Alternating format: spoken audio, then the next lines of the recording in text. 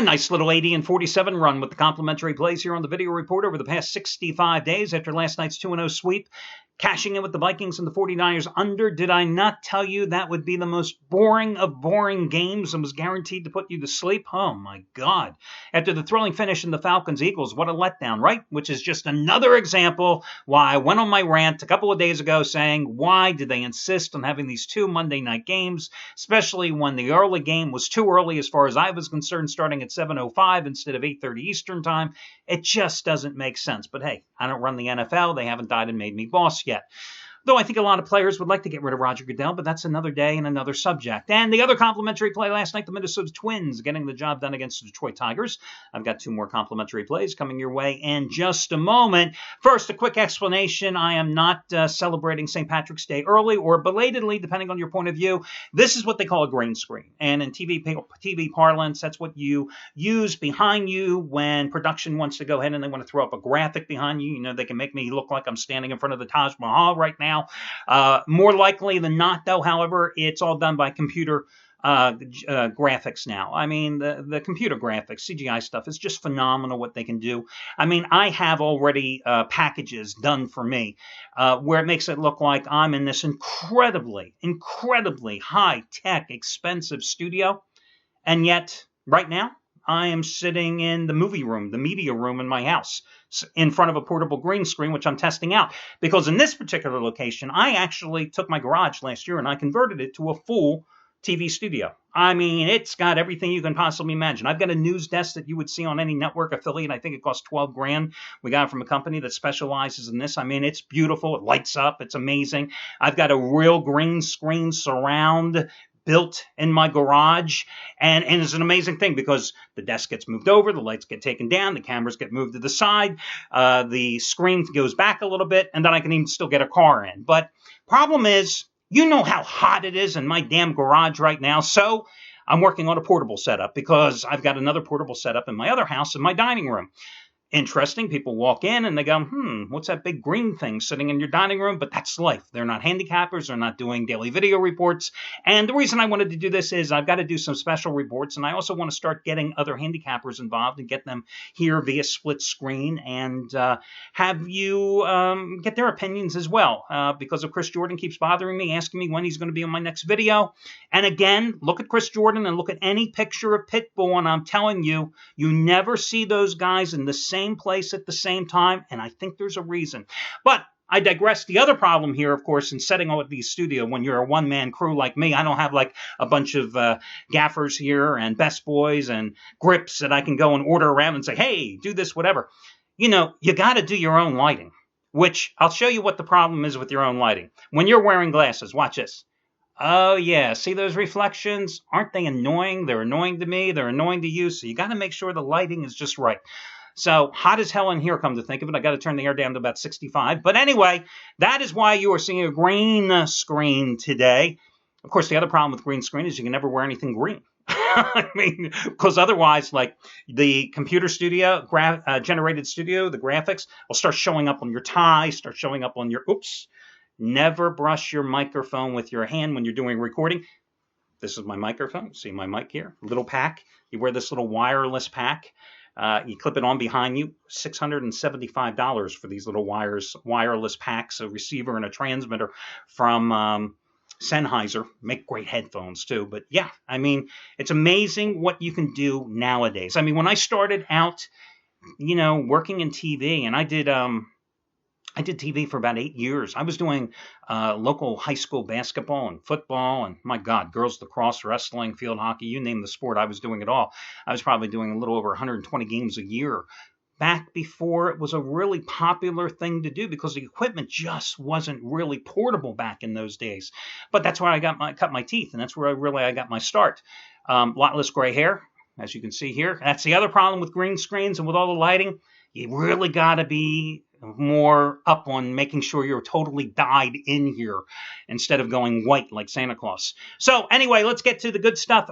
Let's talk about last night's game between the Eagles and the Falcons. You know, again, The same way I get a chuckle, as I told you in yesterday's video, about these coaches that deem it worthy and necessary to rest players during the preseason because you don't want to risk them getting injured, but it's okay if they get injured in the first game of the season. Des Bryant, Andre Ellington, Cromartie, all these guys that got hurt in game one. The other problem is that, you don't come out and you're not sharp offensively. Witness the Philadelphia Eagles last night. Sam Bradford had that great 3 series against the Green Bay Packers in week number 3. 10 for 10.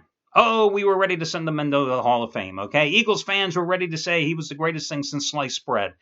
Or at least since Norm Snead and Sonny Jurgensen. I don't know. Problem is, preseason is not the regular season. You're not facing the starters. Nobody's usually going all out. The game speed is not the same. And again, I've never understood that because, listen, and I lost with the Eagles last night. It was a calculated risk because I thought they would come out slow. But I didn't think they would play so poorly and put themselves in a 20-3 hole at halftime. But you saw Bradford, who did not play in a year and a half because of consecutive knee injuries, how rusty and how just he was a little bit off in the first half. But then you saw in the second half where at one point he completed, 15 to 16 passes? I mean, quick release, drop back, boom, throws that ball, throws a nice ball. He was taking all the underneath routes, finding the seams in the Atlanta defense, and really was shredding them. But it wasn't enough because the Eagles last night, they were called for 12 penalties, I think it was. 8 were accepted.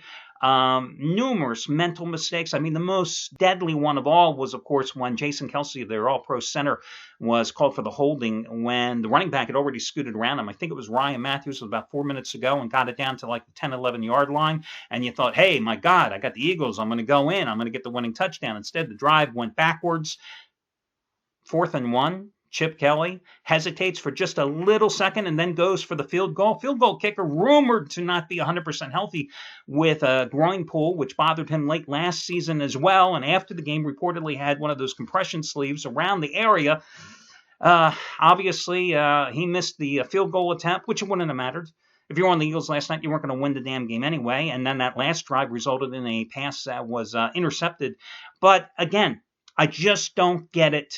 I don't understand, and I never will, why, if you're going to have the preseason, which is a farce anyway, then you might as well at least make sure that your team is ready to go. And offensively, you are in sync, especially when you have a new quarterback. And then last night, what was Chip Kelly doing here?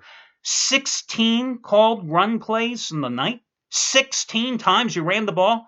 What did you get DeMarco Murray for? What did you go out and get Ryan Matthews for? Darren Sproles was the leading ball carrier last night in terms of yards gained. Well, and the reality and the answer to that question is that you saw the interior of the Eagles' offensive line, which has 2 new guards, was unable to fend off the Atlanta pressure. There was no running room up the middle.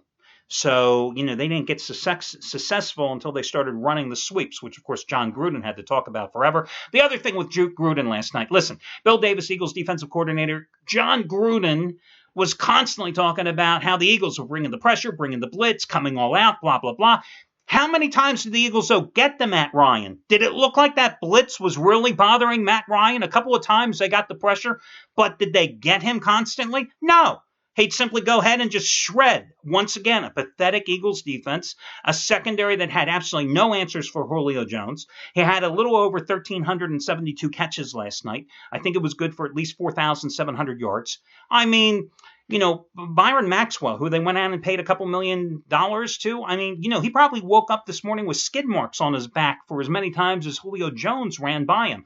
So this Eagles team, let's not send them to the Super Bowl right yet because I think they have some issues. Okay, let's get to what's going on today. So Shawn Michaels lost last night, $100 play on the Eagles. I lost on the Eagles last night.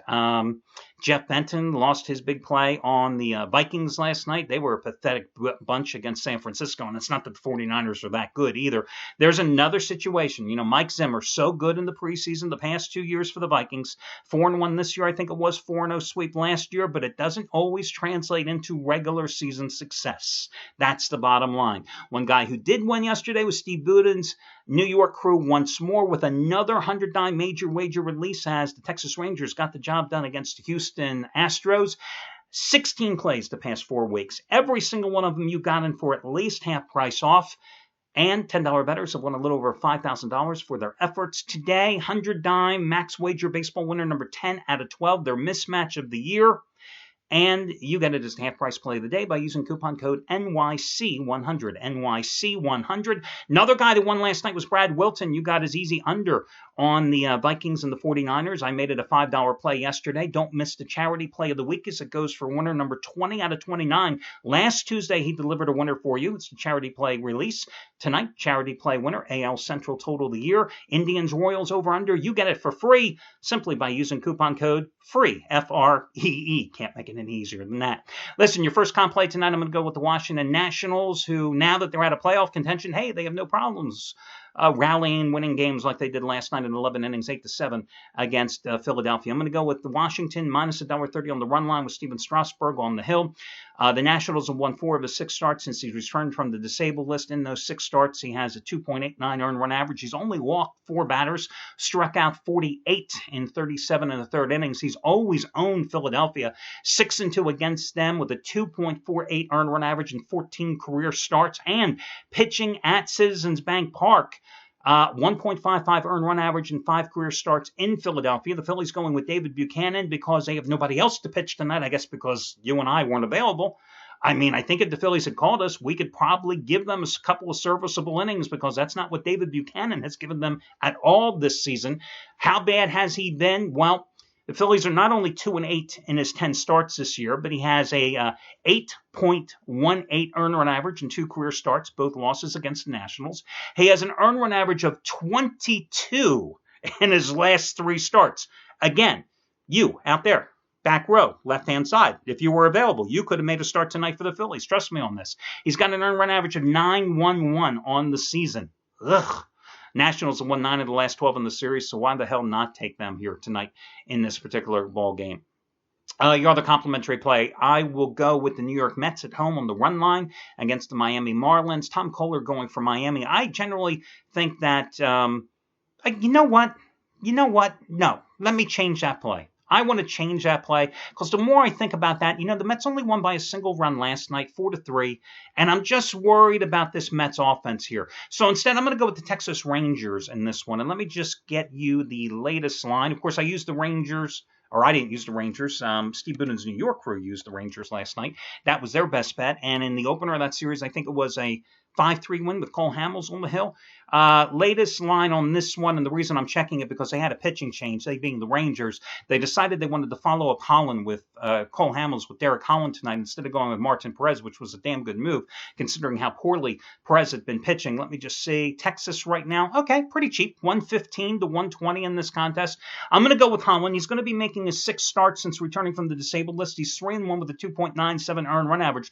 Now, in his last start, it was the worst of the 5 since his return because he was really roughed up against Seattle, giving up 5 runs, 9 hits, and 7 innings of a loss. Colin McHugh going for win number 17 of the season for the Astros. This guy is a lot like Toronto's Drew Hutchinson, gets a lot of run support. In fact, he's won his last 3 starts, true. He's had a 1.89 earned run average in them, but, of course, he also has gotten 25 runs of support in those 3 starts. But then you go to his prior 3 starts, which the Astros lost every single one of them, and they scored 3 runs total in those outings. Rangers, as I said, took the opener last night 5-3. They're only a half game back of the Astros in the AL West race. They've won 4 straight in the series, 9 of their last 13. Astros, great play at home, poor play on the road. So I'm going to go with them instead of the Mets because, I just worry about the Mets winning by more than 1 run tonight. And, I could see another game in that particular case with the way Tom Kohler has pitched here of late, that this could be a situation where the Marlins, who have played well on the road, could keep that one within the number when I'm looking at a run line play because New York is such an overwhelming favorite on the money line. So, again, I'm going to go with the Washington Nationals on the run line and also going to take a shot with the Texas Rangers on the money line at home as your 2 complimentary plays. That'll do it, guys. Best of luck to you all, and I will talk to you again tomorrow when we do this one more time.